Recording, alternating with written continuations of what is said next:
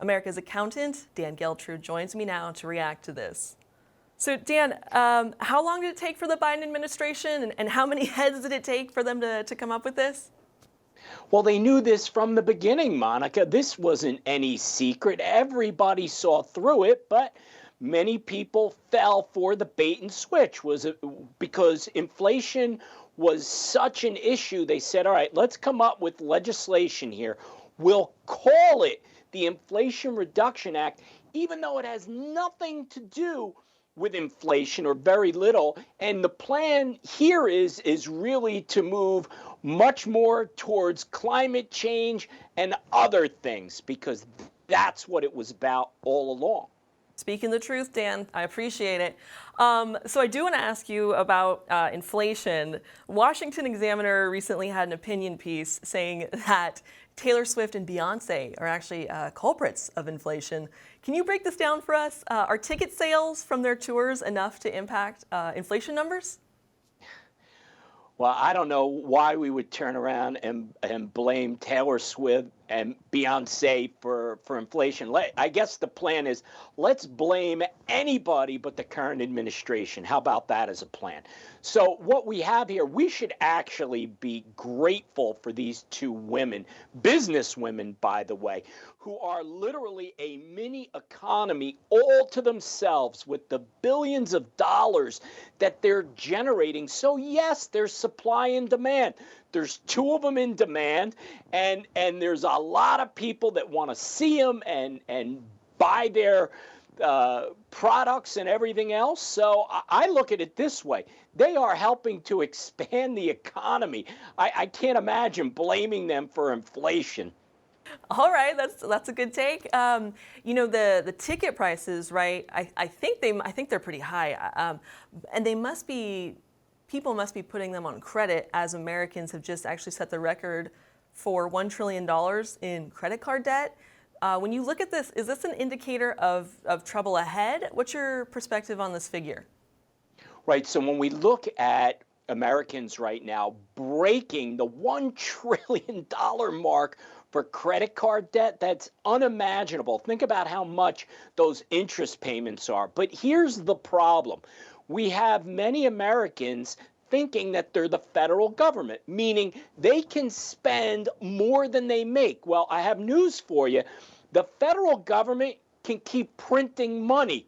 If you do that, you go to jail. So people have to live within their means. So when we look at what these concert tickets are costing, and yeah, they're expensive. If people can't afford to pay them, it's supply and demand all over again, then the prices would have to come down. But because people have easy access to credit, and I don't know if they're thinking they'll never have to pay it back or won't have to pay it back for a very long time, they just keep spending. So really what we're seeing here is irresponsible fiscal activity all the way around. Absolutely, we need more financial literacy, because that's something they don't tell you about. You kind of have to figure out on your own that you do have to pay your credit card bills back. I think there's another indicator of real issues that we just aren't addressing. Is the answer turning to banks? Will they be offering a 90-year mortgage now? And do you think that's the answer? Well, we're seeing this being done in Canada where they are offering 70, 80, 90 years worth of mortgage payments. Look, this is not a good idea. I believe that the logic behind this is to say, well, if the mortgage goes out for a longer period of time, the payments will be less. Yes, that's true. But when you're talking about 90 years, I mean, that's a lot. How many people are going to be around to be able to pay off their mortgage after 90 years? Very few. So it really comes down to, you never are going to own your home. So why even go into debt?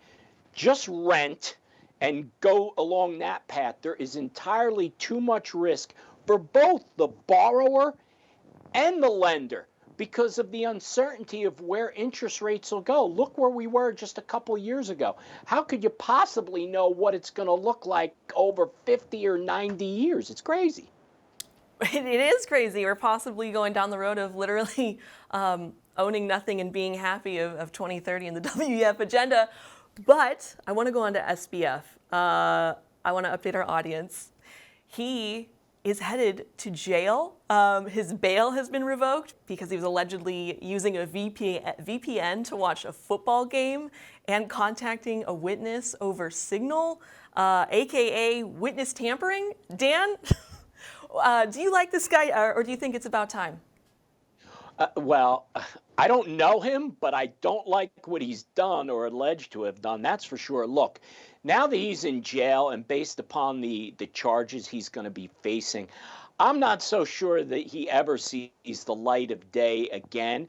And again, based upon what he did, these financial crimes and ruining so many people's lives, I mean, he's going to get what he deserves. And I think that justice will prevail. And now that he's in jail, look, if he was stupid enough to violate the terms of being set free and going after a witness, and now it's alleged that he was witness tampering, this is bad news. So let him sit in jail and think about what he's done. And then look, if he's found not guilty, well, good for him.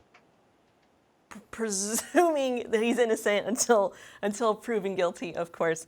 Dan Geltrude, America's Accountant, thank you so much for being here. Thank you.